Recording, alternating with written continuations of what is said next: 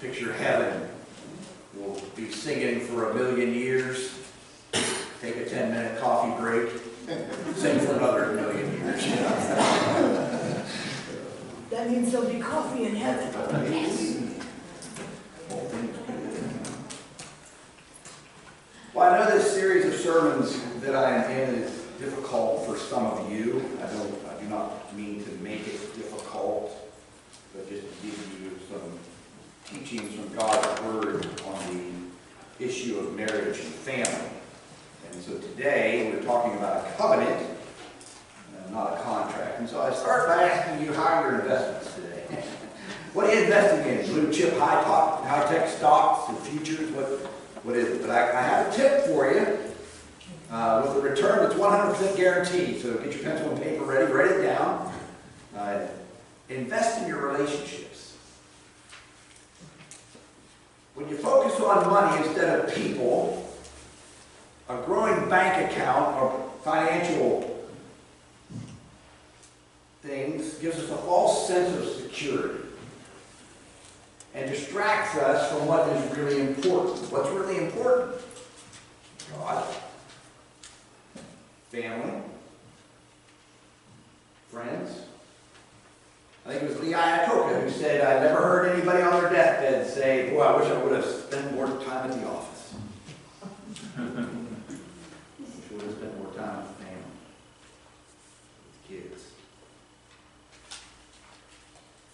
So invest in people. The return grows and grows, and a fluctuating market doesn't affect it. And I say, and I think the Bible would confirm this, that the biggest of those earthly relationships is the marriage relationship. Even above the parent-child relationship, it's the marriage relationship. And I've tried to practice that. Tell the children, your mother and I chose each other, we invited you. Right? We do our children a great disservice when we make them number one in the home. That's true. To the sacrifice of our needs. Even though it is the most important of human relationships, the marriage is in trouble. There are more single people today than ever in history. There are 82 million single people in the United States, 40% of the population, as opposed to 28% in 1970. Marriage rate has decreased to the lowest in 30 years. The exact divorce rate is debatable, but it's settling in somewhere around 35% of all marriages. 35% of them are ending in divorce. 43% of first marriages end within 15 years. 39% of remarriages end within 10 years. Age seems to make a difference. If a woman remarries under the age of 25, the likelihood of divorce or separation is 47%. 25 or older, the likelihood falls to 34%. According to psychology today, a whopping 60% of remarriages fail. And they do so more quickly. So what's the secret? What makes a marriage lasting? Well, maybe we need to go back to the beginning. In Genesis 2:18, the Lord God said, "It is not good for the man to be alone. I will make a helper suitable for him." So God created marriage for this, to offset loneliness, for companionship, for intimate fellowship. And so that's why He first created it. And so we are built for relationships, and we will seek it somewhere. And so we need to recognize the source of the relationship. So marriage is a fundamental element within all human societies. And so where did it come from? It came from God. It's God's idea. It's His plan. It's not a human expediency. It's God's plan. And only He has the right to determine the termination of a marriage. But I wanted to read to you a passage from Malachi. Some people think he's the great Italian prophet, but Malachi, but again, Malachi. In chapter 2, he said, this is another thing you do. You cover the altar of the Lord with tears and weeping with groaning, because he no longer regards the offering or accepts it with favor from your hand. People do that. They go on their face. They cry to God about this or that. And yet you say, for what reason? Because the Lord has been a witness between you and the wife of your youth, against whom you have dealt treacherously, though she is your companion and your wife by covenant. For I hate divorce, says the Lord God of Israel. One of the reasons God hates divorce is because he experienced it. Right? Remember, he said, I have given Israel a certificate of divorce. So God hates divorce. He doesn't hate the people of divorce. He hates that covenants come to an end. And so it is a wife by covenant. It is not a contract. A contract is built on distrust, really, and is voted by mutual consent. Not a covenant. A covenant is a spiritual promise. That you don't end it, you don't terminate it, because new circumstances arise. A covenant, and as I taught many times, when in the Old Testament, when they formed covenants, it usually was with a sacrifice, and their thinking was, may I be like that dead animal if I break this promise. That's how important covenants were.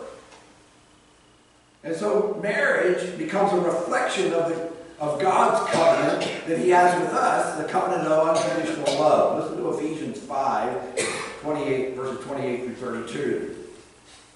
So husbands ought also to love their own wives as their own bodies. He who loves his own wife loves himself. For Christ also, for no one ever hated his own flesh, but nourishes and cherishes it, just as Christ also does the church. Because we are members of his body. And for this reason, we are members of his body. For this reason, a man shall leave his father and mother, and shall be joined to his wife, and the two shall become one flesh. This mystery is great, but I'm speaking with reference to Christ and the church. So marriage reflects the relationship that Christ has with his church. Now, Lisa and I still remember, I was preaching in West Virginia. She was 3 hours away and going to college over near Baltimore. And she called me and said, listen, I'm sending the invitations out tomorrow. Any second thoughts? I said, send. And our invitations were usually put, Phil and Lisa, we put two trusting Jesus. Because we wanted our family, our unsaved family, to know what our foundation was. And we knew that was the strength, that was our foundation. And so the covenant of marriage is more than just the two of us. It is a covenant that I have with her and she has with me, but it is also a covenant that we have together with God, the creator of marriage. In Ecclesiastes 4, 9 through 12, it says, two are better than one because they have a good return for their labor. For if either of them falls, the one will lift up his companion. But woe to the one who falls, whether it know not another to lift him up. Furthermore, if two lie down together, they will keep warm. But how can one be alone? If one can overpower him who is alone, two can resist them. A cord of 3 strands is not quickly torn apart. So God is that, Jesus is that third strand that is woven in to the husband and the wife that makes their marriage more secure. So it's vitally important that marriages, especially within the church, work for Christ's sake, for his sake. But it's also vitally important because marriage is the basis of society. It's a fundamental building block of society, which I think is one of the other purposes of marriage, along with procreation as well. And so as a family goes, so goes society. And quite honestly, well, you think about the Roman society. How strong were the Romans? They were pretty strong, weren't they? I mean, you might win a battle, but they're going to come back and get you. Why was that? Why were they so strong for so many years? I mean, that empire spread out a long time. Why? I think one of the reasons was because of the family. The power of the family, particularly the power of the father. And the old phrase was, on a mother's knee and by the father's side. And so all those Roman soldiers were raised by their daddies, who taught them, boy, you do what I tell you. No questions asked. And all those Roman soldiers were led by men who were raised by their daddies. And what happened? Well, the father started to leave. And the marriages started to fall apart. And the family started to crumble. And the empire came down. No society has survived the destruction of their families.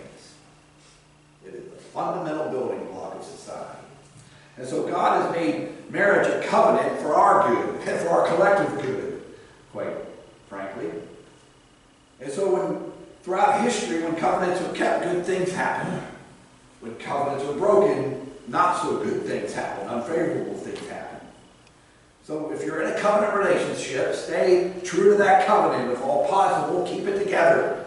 What God had joined together. How many of you heard that on your wedding day? What God has joined together, let man not separate. Lisa and I just hit our 30th year of marriage this past week. Ron and Nina will celebrate 65 years in July. Paul and Janet are at 52 years. They have honored their covenant. It is the desire to meet each other's need for companionship, give what's needed to eliminate loneliness. And we get into trouble when we go at marriage on our own, and we trust in our own abilities. We forget the third part of the covenant, the third person in the covenant, the Lord. Some do make it work. But I tell you, being a Christian doesn't guarantee anything in the area of marriage. I mean, there are people in the church that loved each other before, during, and after the divorce. Love each other dearly, just didn't know how to make a marriage work. So, it doesn't guarantee anything, but being a Christian should give you some resources and motivations to make it work. Now, when we run into problems, certain signs will be evident. Early on, there may be a denial or an avoidance. We stop discussing things. Repetition. In other words, here we go again. Detachment, a self-defensive attitude. Become apathetic. I really don't care anymore. Other signs of a breakdown. A complete breakdown of communication, attack on each other's integrity, withdrawal, lack of self-worth, looking elsewhere for consolation, giving up. I've had it. Things are never going to get better. Ambivalence, confusion. A fellow by the name of John Gottman. And he came up with what he called the 4 horsemen of the apocalypse. And he said if these 4 things are present in a relationship, the end is near. What are they? Criticism. We stop focusing on problems, we start focusing on each other, and we criticize and criticize, which develops into defensiveness. We start defending ourselves, which leads to contempt, a sneering disgust of the other person. And the final element is stonewalling, withdraw from conversation. As I said, he found that when those four things are evident in a relationship, that relationship is about to end. There's a preacher who met with a couple that was contemplating divorce. He listened to them. And he came to this conclusion. He told him, he said, before you were married, you loved each other. Now you're in love with yourself.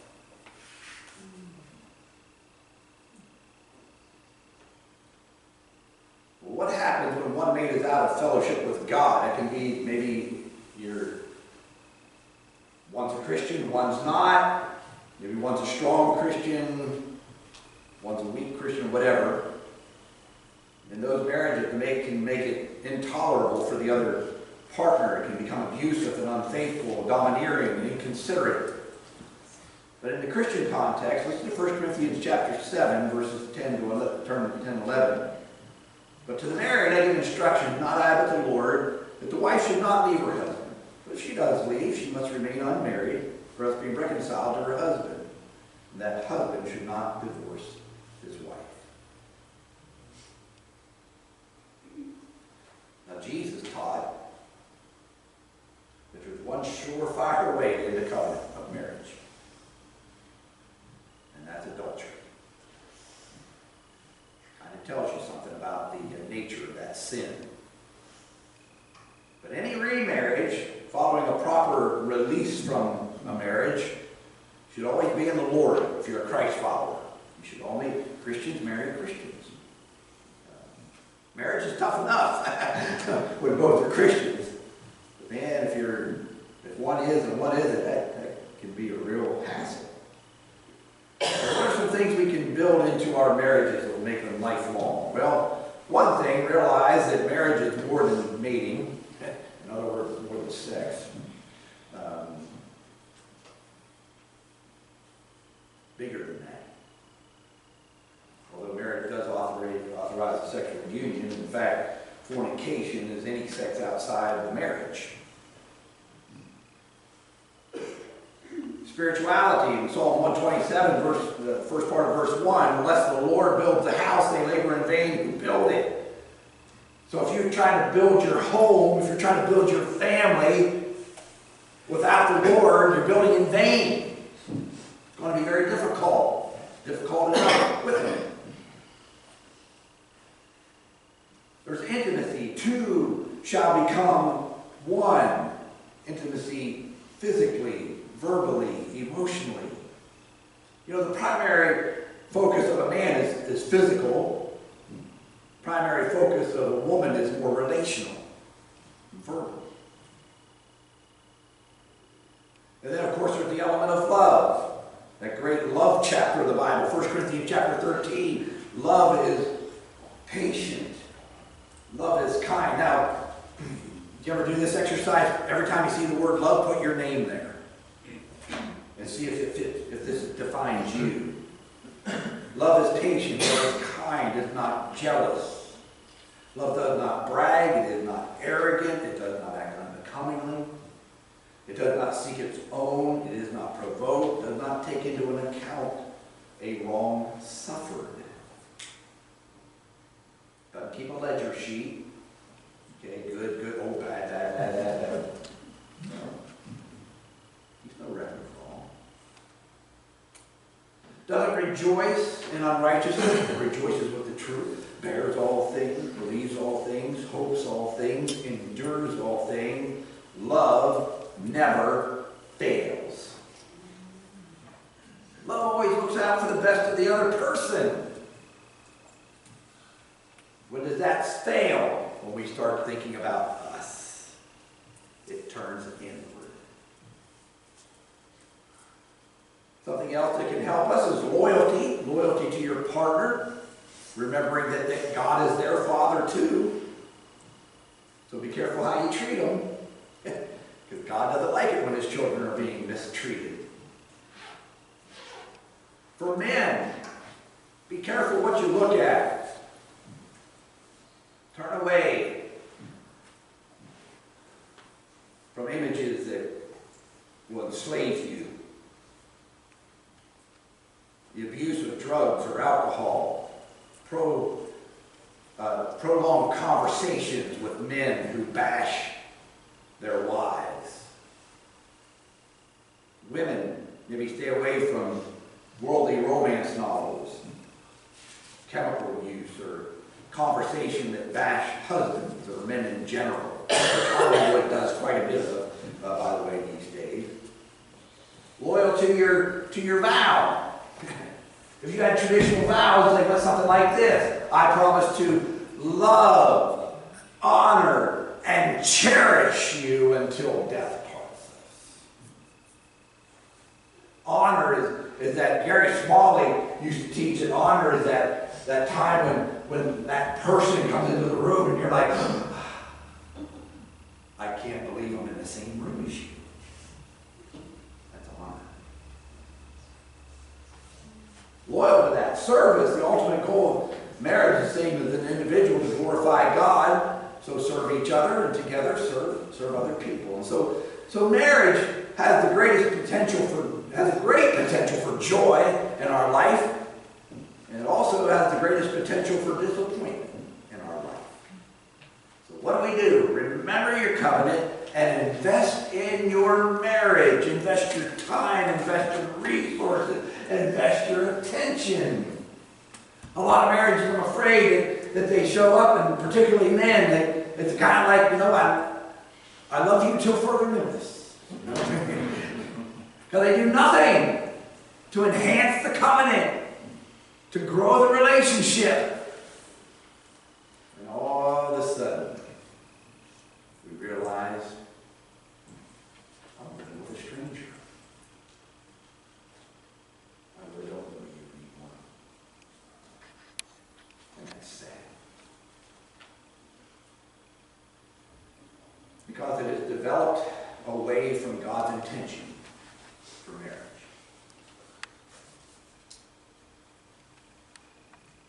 He saw that Adam was lonely, so he made a helper for him, so he's not lonely. If you're in a marriage, pay attention to it. If you don't pay attention to it, it will go downhill. Some people, you promise to do, start doing again. What did you do before? What made you fall in love with each other?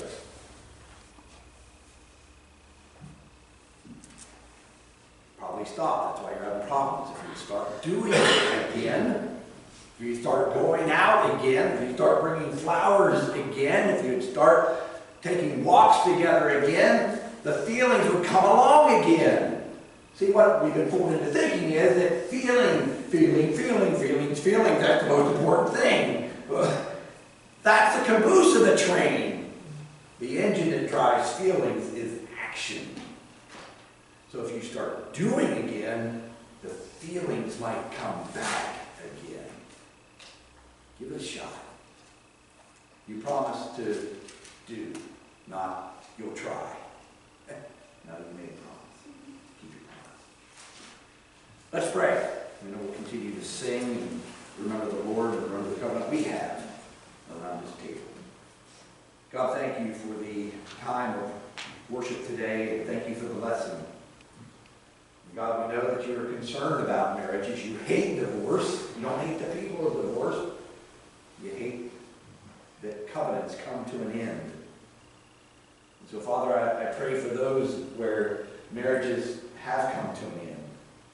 And I pray that you would sustain them, especially those that are following you, that you would encourage them and help them to make the adjustments they need to make. And Father, for those that have been are still in marriages, Father, we thank you for those that I mentioned that have long time marriages, have been faithful to their covenant for for decades.